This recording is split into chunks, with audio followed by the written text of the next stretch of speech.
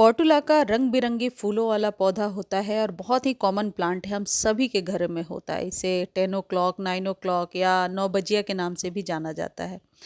ये पौधा नवंबर से लेकर जनवरी तक डोरमेंट होता है। कहने का मतलब है शांत रहता है, या यूं कह सकते हैं कि सोई हुई अवस्था में होता है। लेकिन फैब के मंथ में यदि आप इस पौधे को वापस से उगाना चाहते हैं तो इन ज़रूरी चीज़ों को आप फॉलो कीजिए। ये सेम पौधा जो आपके पास पहले से है या नहीं है और कटिंग लेकर आ रहे हैं, तो ये पौधा रीग्रो हो जाएगा। इसको बीजों से और कटिंग से उगाया जा सकता है। यदि आपने बीज कलेक्ट करके रखे होंगे, ये जैसे मैं आपको दिखा रही हूँ, आपके अपने पौधे में ही बीज बनने लगते हैं। जो फूल सूख जाते हैं, जिन्हें हम डेड हेडिंग नहीं करते हैं, उनमें अक्टूबर नवंबर के बाद से बीज बनना शुरू हो जाता है। तो यदि बीजों से उगाना है तो भी ये सही टाइम है, और यदि कटिंग से ग्रो करना है तब भी फैब इसके लिए बिल्कुल परफेक्ट मंथ है। बीज और कटिंग दोनों से इन पौधों को तैयार करके एक ही सीजन में फ्लावरिंग ली जा सकती है। अब आपको करना क्या है? सबसे पहले इतनी छोटी छोटी 3 से 4 इंच की कटिंग लेनी है। या तो अपने पौधे से ले लीजिए, या फिर आप कटिंग कहीं से ले करके आ जाइए यदि किसी के पास है। बहुत ही ज़्यादा फैलने वाला पौधा होता है। आप यूँ कह सकते हैं कि बरसातों तक तो ये छोटी सी कटिंग इतनी फैल जाएगी कि संभालना मुश्किल हो जाएगा।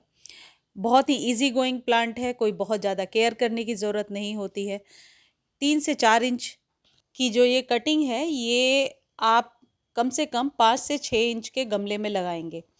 ये ऐसा पौधा है जिसे आप रीपॉट वापस से ना करें, यानी कि कटिंग को लगाने के बाद कहीं और फिर से रीपॉट ना करें तो ज़्यादा बेहतर होगा। ऐसे गमले में लगाइए जो उसमें ही रह जाए। जैसे मैं आपको दिखा रही हूँ, ये 6 इंच का कंटेनर है और इसमें ये पूरे सीज़न तक रहेगा। फिर अगले साल इस टाइम में वापस इसके साथ वैसे ही करना होगा जैसे अभी मैं करके दिखा रही हूँ। देखिए, वेल रन सॉइल लेना है। सॉइल में आप अपनी सुविधा अनुसार 40% कोकोपीट या सैंड मिला सकते हैं। कोकोपीट मिलाना उतना ज़रूरी नहीं है। कई बार कोकोपीट में पानी बहुत होल्ड करके रखता है, फिर आपको समझ में नहीं आता और जड़ें गलने लगती हैं। इस पौधे को ज़्यादा पानी से बचा कर रखना है। ज़्यादा पानी डालेंगे तो निश्चित तौर पर ये गलने लगेगा। अब ये बात और है कि बरसात का पानी इसके लिए बेस्ट होता है, लेकिन बरसात का के पानी से नुकसान इसको नहीं होता। बट आप रेगुलर पानी डालेंगे अभी तो ये गल जाएगा और पनपेगा नहीं। जैसे देखिए, ये मैंने लगाया था और अभी इसमें धीरे धीरे पनपना शुरू हो गया है। इसको वेल ड्रेन सॉइल में लगा दीजिए और फर्स्ट डे पानी दीजिए। उसके बाद कम से कम 8 दिनों तक पानी ना दें और डायरेक्टली धूप में रखें। 8 दिनों के बाद 3 से 4 ड्रॉप सीवीड फर्टिलाइज़र, जो लिक्विड होता है सीवीड का, वो इस पर बहुत अच्छा वर्क करता है। तो 8 दिनों के बाद 3 से 4 ड्रॉप आधे लीटर पानी में डालिए और इस पौधे को दे दीजिए। आप देखेंगे कि बहुत जल्दी इसकी ग्रोथ होने लगी है, और हमेशा मैंने देखा है कि मार्च में इस पौधे में फ्लावरिंग होना शुरू हो जाता है। ये जो सीवीड का लिक्विड फर्टिलाइज़र है, इसका आप पाउडर फॉर्म में भी यदि आपके पास है, यानी कि ग्रेनुअल्स हैं, तो ग्रेनुअल्स भी इस्तेमाल कर सकते हैं। दोनों को खरीदने का लिंक डिस्क्रिप्शन में दिया हुआ है। लिंक कॉपी नहीं कर पा रहे हैं तो आप टेक्स्ट कीजिए, आपको लिंक प्रोवाइड कर दिया जाएगा।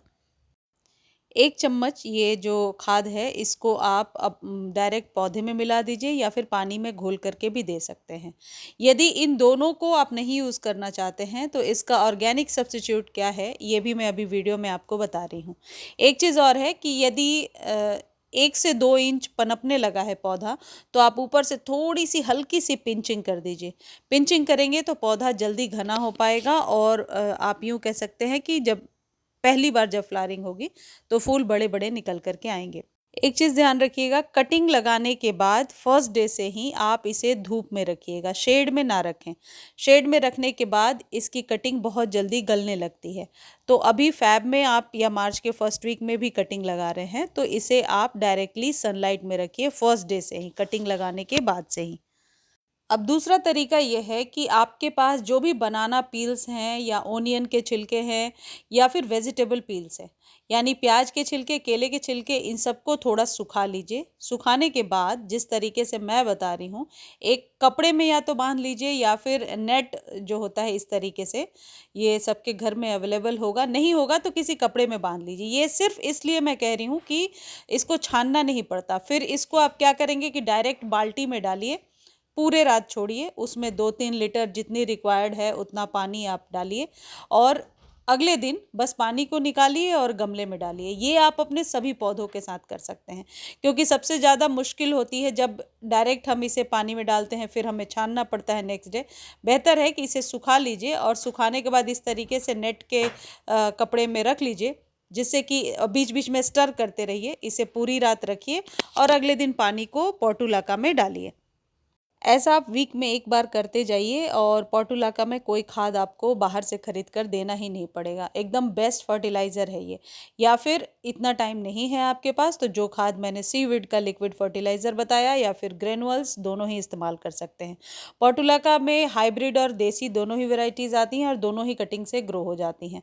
आप इस पौधे को ज़रूर लगाइए, क्योंकि आपके गार्डन में हरियाली छाई रहती है और पूरे साल ये फूल देता रहता है। बस इसमें पिंचिंग एकमात्र प्रोसेस है, जिसको करके आप अपने पौधे को घना भी बना सकते हैं।